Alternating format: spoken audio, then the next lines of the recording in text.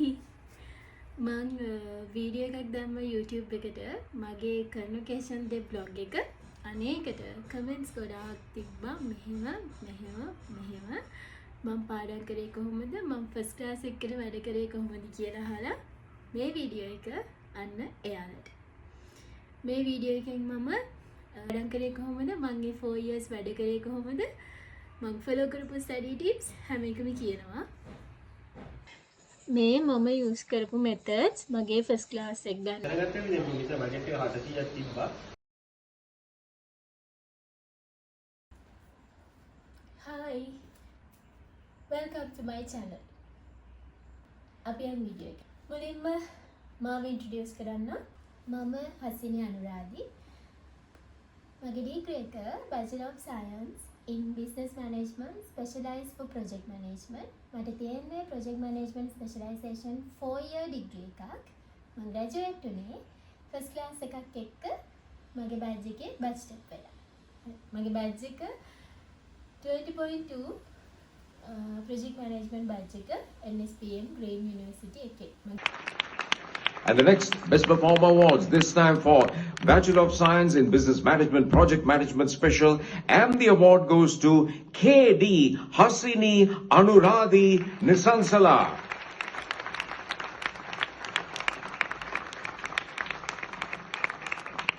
Many congratulations and keep the applause going for KD Hasini Anuradhi Nisansala. experience තියෙන project manager කෙනෙක් IT industry එකේ සහ මම CAPM complete කරා. ඉතින් මේව තමයි මගේ qualifications ඔයාලව ගයිඩ් කරන්නේ. හරි. First thing first ඔයාලගේ first class එක start වෙන්නේ first year onwards. First year ඔයාලා වැඩ කරන්නේ කොහොමද? අන්න එතනින් නම් තමයි ඔයාලගේ class එක decide වෙන්නේ. 2020 මම යුනිවර්සිටි එකට යද්දී මට කිසිම අයිඩියා එකක් තිබ්බේ නැහැ ෆස්ට් ක්ලාස් එකක් ගන්නවා බස් ස්ටොප් වෙනවා අන්න ඒ වගේ කිසිම අයිඩියා එකක් මට තිබ්බේ නැහැ හැබැයි අපිට මොඩියුල් එකක් තිබ්බා ප්‍රොෆෙෂනල් ඩෙවලොප්මන්ට් කියලා අන්නේ මොඩියුල් එක කරේ මැඩම් යශෝදා ගුණවර්ධන අන්නේ මැඩම් අපිට කිව්වා එයා ෆස්ට් ක්ලාස් එකක් ගත්තේ කොහොමද එයා ෆස්ට් ක්ලාස් එකක් ගද්දී එයාට ෆීල් වෙච්ච විදිහ ඒ හැමදේම එයා කිව්වා. සහ එයා අපිට Excel sheet එකක් share කරා GPA එක calculate කරන්න. අන්නේ ලෙක්චර් එකෙන් පස්සේ තමයි මමත් motivate උනේ. මමත් manifest කරන්න ගත්තේ මගේ degree එක first class එකේ මම ඉවර කරනවා කියලා. අන්නේ එක point එකක් manifest කරන්න. දැන් first year, second year, third year ඉන්න ඕන කෙනෙක්ට manifest කරන්න පුළුවන්. ඔයාලගේ යුනිවර්සිටි එකේ convocation ceremony එකේදී ඔයා වෙතිනින් තියලා ඔයා first class එකක් අරගෙන graduate වෙන විදිහ ඔයා manifest කරා. මම 2020 ඉඳන් manifest කරා first class එකක් අරගෙන අපේ auditorium එකේ මගේ degree එක ගන්න විදිය. Which is BSc in Business Management, Project Management Special. We start with first class honors. KDHA Nisansala. First class honors continue. JS Ratnayaka.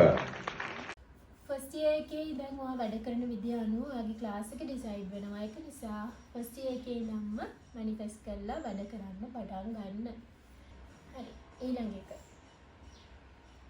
මුලින්ම යුනිවර්සිටි එකත් එක්ක check කරගන්න. ගොඩක් වෙලාවට යුනිවර්සිටි එකෙන් ඔයගලන්ට කරනවානේ හරි යුනිවර්සිටි එක introduce කරලා දෙන sessions අන්නේ session එකකදී හෝ යුනිවර්සිටි එකත් එක්ක check කරන්න මොනවද තියෙන non credit modules කියලා සහ මොන modules වලින්ද GPA එක calculate වෙන්නේ මොන modules වලින්ද GPA එක calculate වෙන්නේ නැත්තේ කියලා ඉස්සෙල්ලා හොයාගන්න යුනිවර්සිටි එකත් එක්ක check කරගන්න.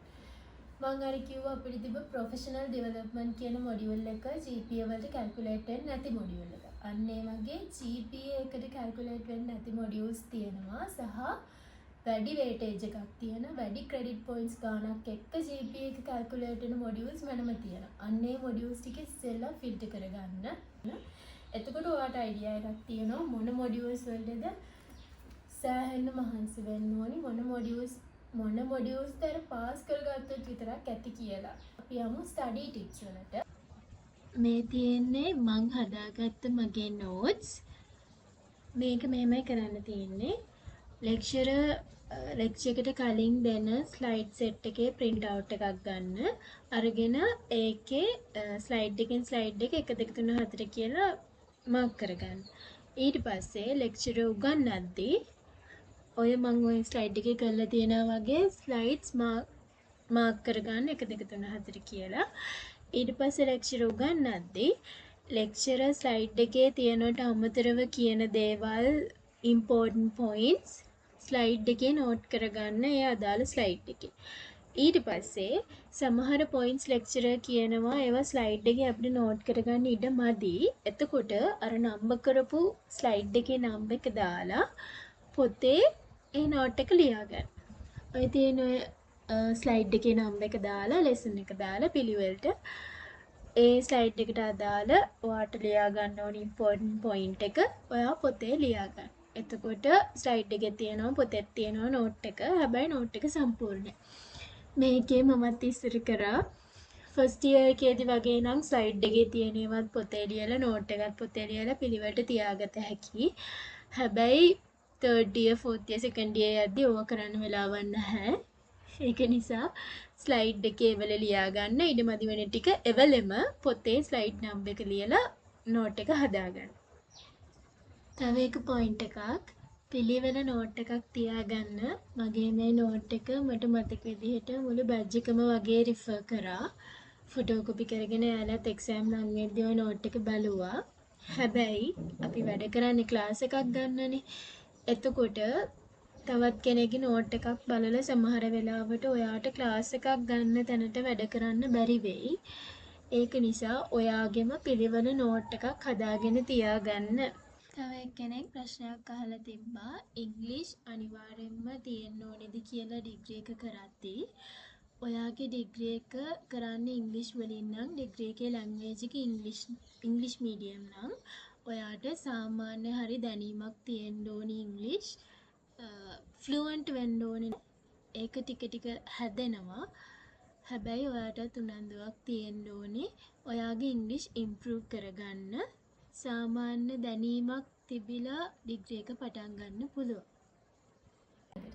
ලෙක්චර් එකේ ක්වෙස්චන්ස් අහන්න. ලෙක්චර් එකේදී මොනවා හරි ඔයාලට තේරෙන්නේ නැති දෙයක් තියෙනවා ලෙක්චර් එකෙන් අහන්න. ලෙක්චර් එකෙන් ක්වෙස්චන්ස් අහන තරමට ඔයාලට ඉගෙන ගන්න ලේසි. ඒ කියන්නේ මෙහෙම. මොනවා හරි දෙයක් ලෙක්චර් කියවගෙන යද්දි දැන් ලැන්ග්වේජ් බැරියර් එකක් තියෙනවනේ අපිට මුලින්ම අර ලෙක්චර් ඉංග්‍රීසි වලින් කියවගෙන යද්දි සමහර ඒවා තේරෙන්නේ නැහැ. එතකොට ලෙක්චර් එකෙන් ආයෙ අහන්න. මේක මට තේරුන්නේ නැහැ කියන්න කියලා. ලෙක්චර් එකෙන් ක්වෙස්චන් සමහර අය ඉන්නවා සමහර ළමයි ඉන්නවා එහෙම ක්වෙස්චන්ස් අහන්න. හැබැයි පොයින්ට් එක තේරෙන්නේ නැහැ. What's the point of doing degree? ඒක නිසා ඔයාලට තේරෙන්නේ නැත්නම් ලෙක්චර් එකෙන් අහන්න. අඩුම තරමේ ලෙක්චර් එකෙන් අහන්න බැරි නම් ළඟ ඉන්න යාළුවගෙන් හරි අහන්න. මෙතෙන්ට කොහොමද මේක වෙන්නේ කියලා. questions අහන්න. ඊළඟ එක තමයි ask the practical examples relate with the theory. අන්න ඒක තමයි important point එක. ලෙක්චර් එකෙන් පුළුවන් තරම් theory වලට ගැලපෙන practical example එක අහන්න. අන්න ඒකෙන් අපිට පුළුවන් අපේ ඔළුවට තියරි එක දාගන්න. ඒ කියන්නේ මෙහෙම. තියරි එක අපි කරන්නේ ඩිග්‍රී එකක් නෙමෙයි. ඩිග්‍රී එකෙන් අනිවාර්යෙන් අපි ඉන්ඩස්ට්‍රි එකට ගිහිල්ලා වර්ක් කරන්න හදන්නේ. එතකොට තියරි එක කටපාඩම් කරගෙන තියරි එක විතරක් දැනගෙන හරියන්නේ නැහැ. ඒ තියරි එක අපි කොහොමද ප්‍රැක්ටිකලි ඇප්ලයි කරන්නේ කියලායි අපි දැනගන්න ඕනේ.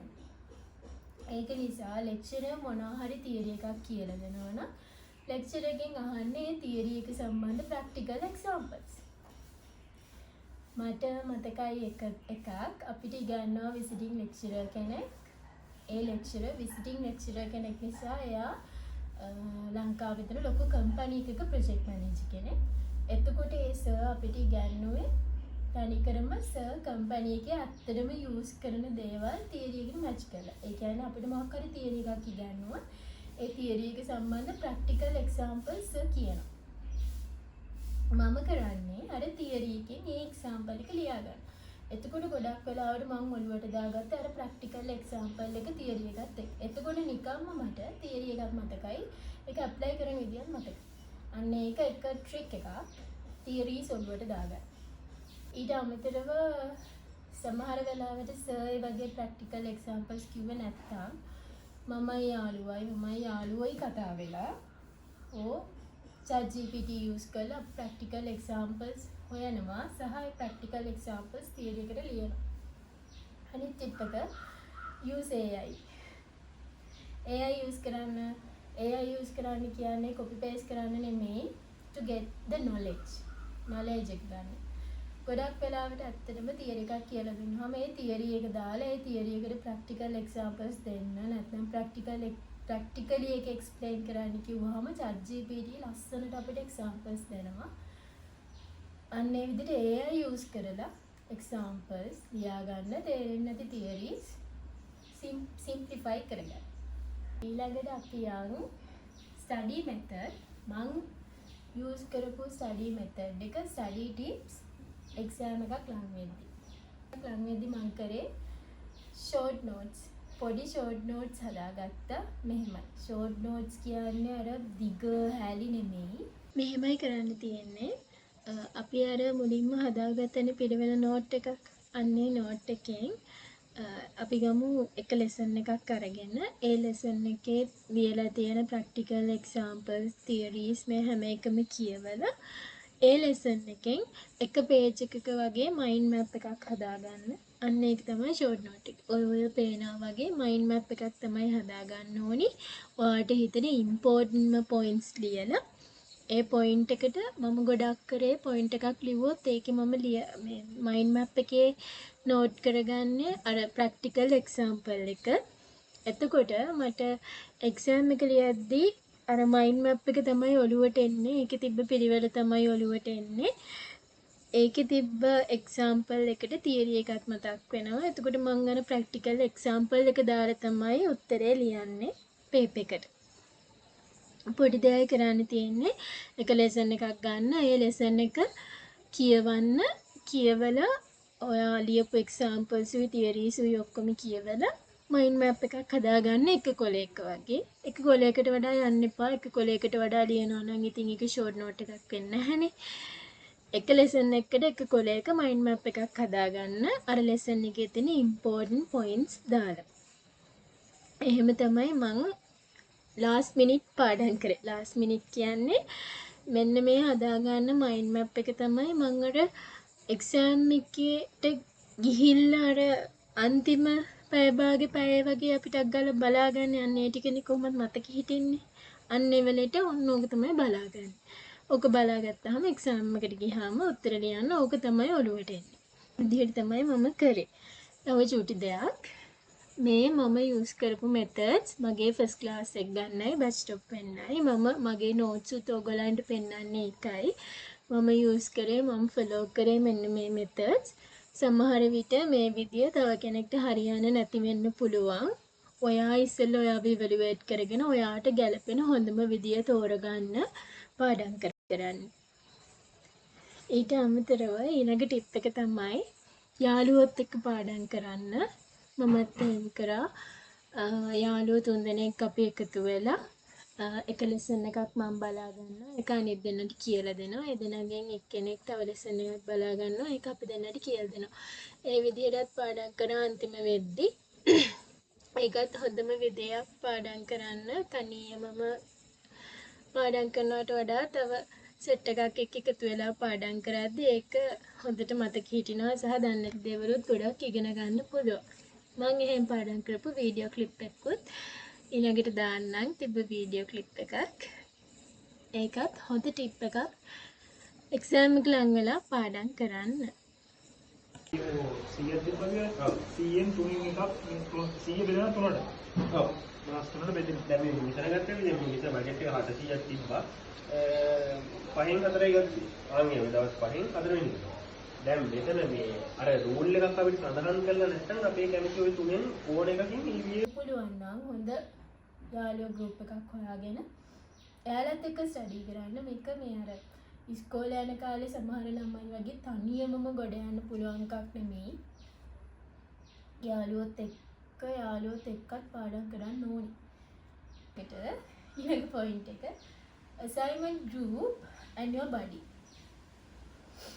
හරිම ඉම්පෝර්ටන්ට් පොයින්ට් එකක්. කැම්පස් වලදී ඉස්කෝලේ වගේ පේපර් එකට ලකුණු දෙනවා විතරක් නෙමෙයි GPA එක කැල්කියුලේට් කරන්නේ ඔයාගේ assignments වල ලකුණුත් එක්ක. හැම මොඩියුල් එකෙම තියෙනවා portion එකක් assignments වලට ඊළඟ portion එක paper එකට.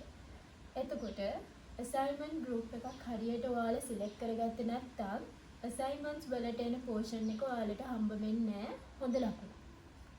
ඒක නිසා පියව select කරගද්දී හොඳට හොයලා බලලා හිතලා බලලා තෝරගන්න අන්න එයාලා අනිවාර්යෙන් ඉෆෙක්ට් වෙනවා ඔයාගේ ක්ලාස් එකට. සමහර assignments group වල ළමයි ඉන්නවා එක්කෙනෙකුට විතරක් ඔක්කොම වැඩ බාර දීලා එයාට විතරක් කරන්න දෙනවා. එහෙම හරියන්නේ නැහැ. මේක ටීම් වර්ක් එකක්.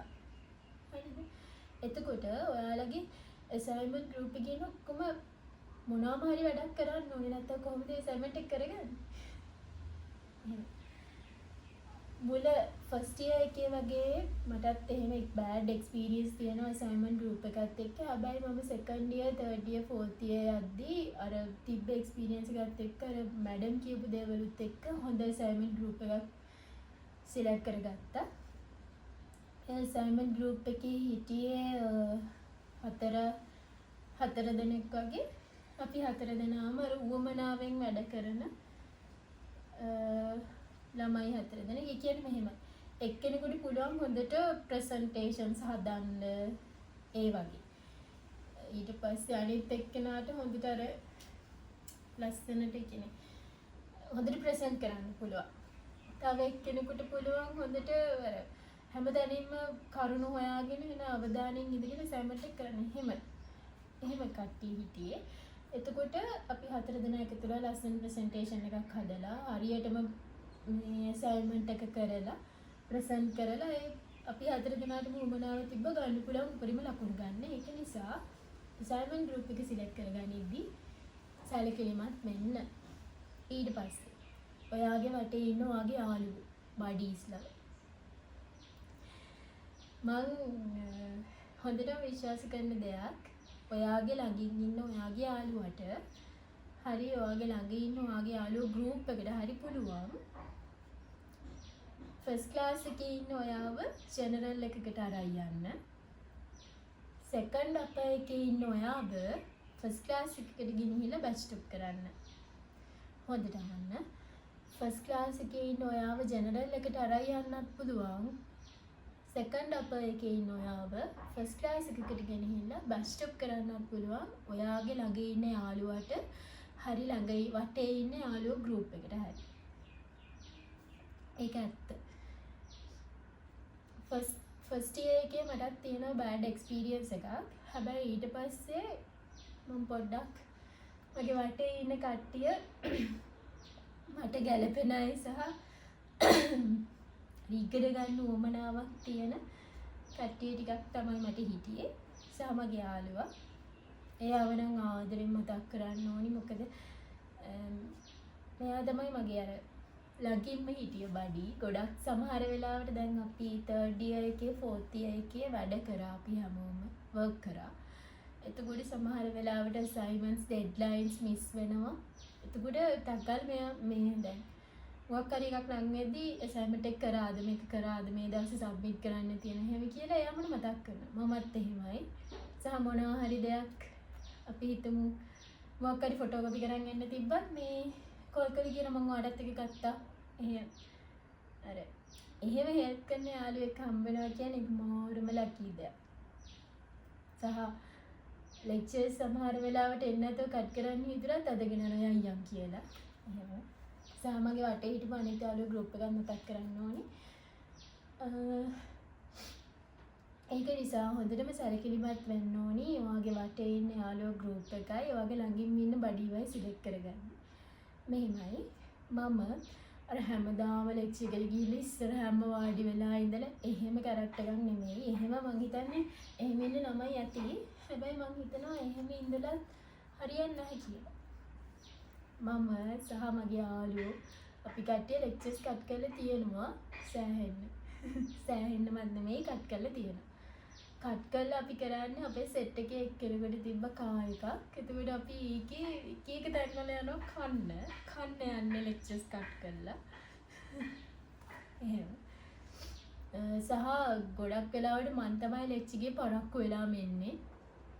එක දවසක් මට හොඳට මතකයි මමයි තව කට්ටියක් පරක්කු වෙලා ඇවිල්ලා අපි මේ ලෙක්චර් එකේ ටිකක් වෙලා එළියෙත් හිටියා.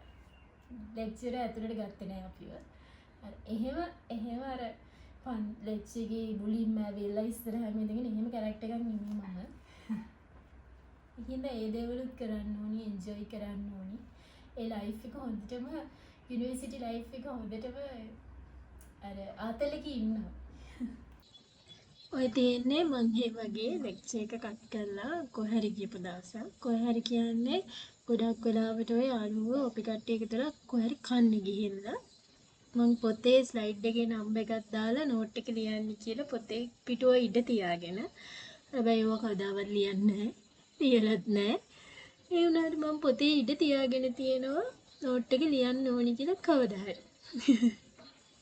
මම එහෙම අපි ලෙක්චර්ස් කට් කරලා ඇවිදින්න ගියපු තැන්වල වීඩියෝස් මගේ TikTok එකේ දාලා තියෙනවා. ෆොටෝස් තිබ්බොත් මේකට ඇටච් කරන්න. එහෙම අපි ගියපු දවස්වල ෆොටෝස්. තව අපි ඔය බර්ත්ඩේ සෙලිබ්‍රේෂන්ස් වලටත් එළියට යනවා. ඔය වගේ ලෙක්චර් එක කට් කරලා. එහෙම තමයි ඉතින්.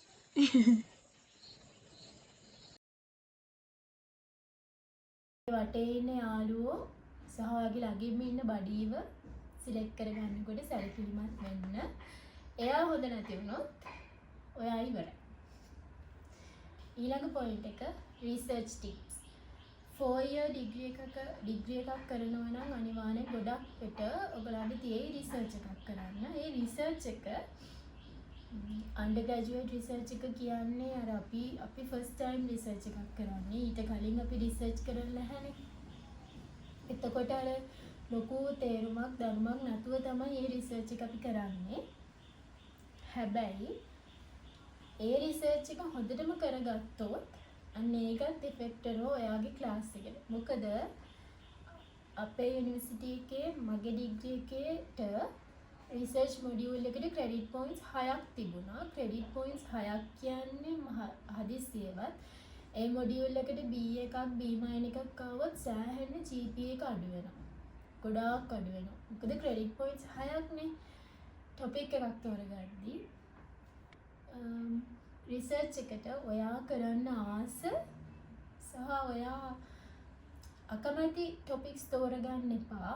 ඔයා ආස විදිහ ටොපික් එකක් තෝරගන්න. ඔයා ආස ෆීල්ඩ් එක, ඔයා ආස විදිහ ටොපික් එකක් රිසර්ච් ටොපික් එක විදිහට තෝරගන්න. ඔයා ඉන්ට්‍රෙස්ටඩ් ටොපික් එක. මොකද එහෙම නැති වුණොත් රිසර්ච් එක කරන් යද්දී එපා වෙනවා. ඒකට ඔයාලා උමනාවෙන් රිසර්ච් එක කරන්නේ නැහැ. ඩෙඩ්ලයින්ස්.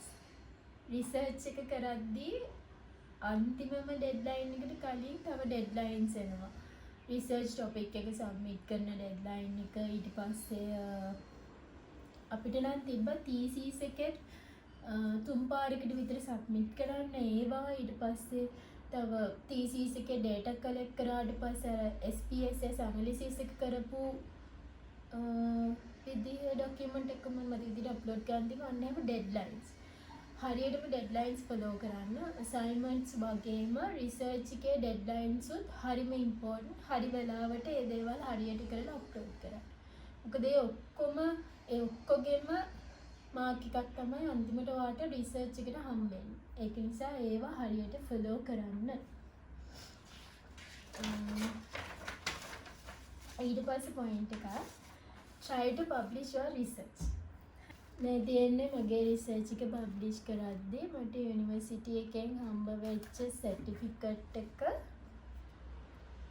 සහ මම යුනිවර්සිටි එකේ තියෙන ICOB කියන කන්ෆරන්ස් එකේ ප්‍රසන්ට් කරා මගේ රිසර්ච් එක පබ්ලිෂ් කරන්න. අනේකෙදී හම්බ වෙච්ච එක ෆස්ට් ක්ලාස් එකක් දානවා වගේම try to publish your research. ඒක එතනින් එහාට ඩිග්‍රී එක ඉවර වුණාට පස්සේ ඔයාලට වැලියු ඇඩඩ් එකක් වෙනම ඔයාලගේ ප්‍රොෆයිල් එකට ඔක රිසර්ච් එක පබ්ලිෂ් කරලා තිබ්බා. ඒ last thing ඔයාලගේ ඉන්ටර්න්ෂිප් එක. අපිට අපේ කැම්පස් එකේ මගේ ඩිග්‍රී එකේ කම්පල්සරි මොඩියුල් එකක් තිබ්බා ඉන්ටර්න්ෂිප් එක 6 month ඉන්ටර්න්ෂිප් එකක් කම්පල්සරි තිබ්බා. හැබැයි third year එකයි fourth year එකයි දෙකම අපිට කැමති නම් වර්ක් කරන්න පුළුවන් විදිහට හදලා තිබ්බා. ඒ කියන්නේ third year first semester එකේ තමයි internship module එක තිබ්බේ. compulsory 6 month අපි intern කරන්න ඕනි.